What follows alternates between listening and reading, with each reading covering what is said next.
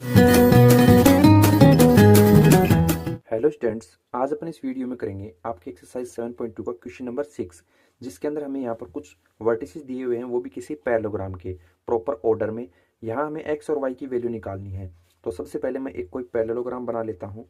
ये मान लीजिए आपका कोई एक पैरेललोग्राम है, ओके, जिसको अपन लेबल कर लें कि ये हमारा ए पॉइंट है, ये बी है, ये सी है और ये डी।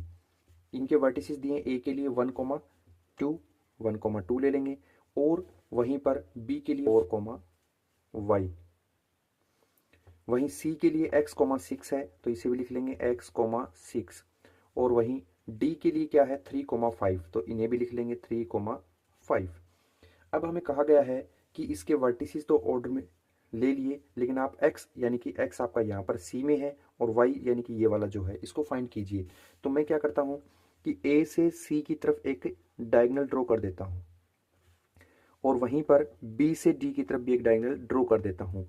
तो यहाँ पर जो ये मिड पॉइंट आ रहा है इसको मैं P मान लूंगा, जिसके कोऑर्डिनेट्स हमेशा क्या मानते हैं x, y, यानी कि AC के लिए मिड पॉइंट लगा दें, और इधर से अगर चाहें तो BD के लिए भी मिड पॉइंट लगा सकते हैं। ओके, कंपेयरिंग कर लेते हैं डायरेक्ट यहाँ पर आंसर लिख के। आंसर नंबर 6, जहाँ पर अपने को गिवन किया है A के कोऑर्डिनेट्स 1, 2, B के लिए 4, C के लिए x, 6 और D के लिए 3, 5।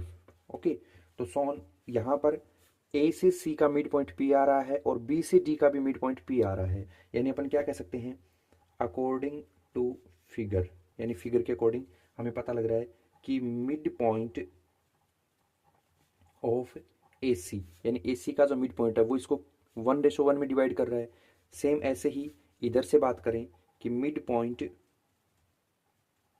ऑफ BD, तो आप देख सकते हो कि AC का मिड पॉइंट कौन है, P है, और BD का भी पॉइंट P ही है। तो यहाँ पर मिड पॉइंट फॉर्मूला लगा देंगे, एक बार किसके लिए, AC के लिए, और एक बार BD के लिए। मिड पॉइंट फॉर्मूला आपको पता क्या होता है, x1 प्लस x2 अपॉन में 2, और y एक्सिस के लिए y1 प्लस y2 अपॉन में 2। ये होता है आपका मिड पॉइंट फॉर्मूला, जो कि एक बार AC के लिए लगाएंगे तो A और C के मुताबिक x1 की वैल्यू 1 है, और C से लेंगे x2 की तो x है। तो यहाँ पर डाल देते हैं वो वैल्यू, क्या यहाँ से ले लिया 1, प्लस यहाँ से C से x2 की लेंगे यानी x है, और अपॉन में आ गया 2। ऐसे ही y एक्सिस के लिए y1 की वैल्यू क्या है, आप देख ही पा रहे हो कि ये है 2, और प्लस में y2 की वैल्यू क्या है, यहाँ C से देखेंगे 6 है, और अपॉन में आ जाएगा 2। तो ये अपन ने AC के लिए ले लिया। ऐसे ही आप किसके लिए लोगे, BD के लिए लोगे, तो x एक्सिस के लिए B की वैल्यू क्या है, x1 में 4 है, प्लस D के अंदर से देखा तो क्या है 3 है, अपॉन में कौन आएगा, अपॉन में 2 आ रहा है, कोमा ऐसे ही y1 कौन है, B के अंदर से देखा y है, प्लस में y2 कौन है, BD के अंदर D से लेंगे क्या है 5 है, अपॉन में 2 आ गया। इसको थोड़ा सिंपल कर सकते हैं क्या, नहीं कर सकते, तो लिख दिया 1 प्लस एक्स अपॉन में 2। इसको कर सकते हैं 2 प्लस 6 कितना होता है, 2 प्लस 6 8 होता है, यानी 8 अपॉन में आ गया 2। ऐसे ही सेम 4 प्लस 3 कितना होता है, 7 अपॉन में 2। ऐसे ही यहाँ पर इसको सिंपल कर नहीं सकते, एज इट इज लिख देंगे। ओके, अब क्या करते हैं, कंपेयरिंग कर लेते हैं। तो मैं यहाँ पर लिख देता हूँ नाउ कंपेयरिंग। तो इस बार हम दोनों को कंपेयर करेंगे, क्योंकि यहाँ से x एक्सिस की वैल्यू लेंगे तो उससे x की वैल्यू निकल जाएगी, y एक्सिस की लेंगे तो y की निकल जाएगी। तो एक बार मैं लिख लेता हूँ 1 प्लस एक्स अपॉन में 2, यानी कि अपन ने x एक्सिस की वैल्यू ले ली AC के लिए। ऐसे ही BD के लिए क्या है 7/2, तो ये x एक्सिस के लिए ले ली। सेम ऐसे ही y एक्सिस के लिए क्या लेंगे, यहाँ से ले लेंगे 8/2, यानी कि 8/2 आ गया।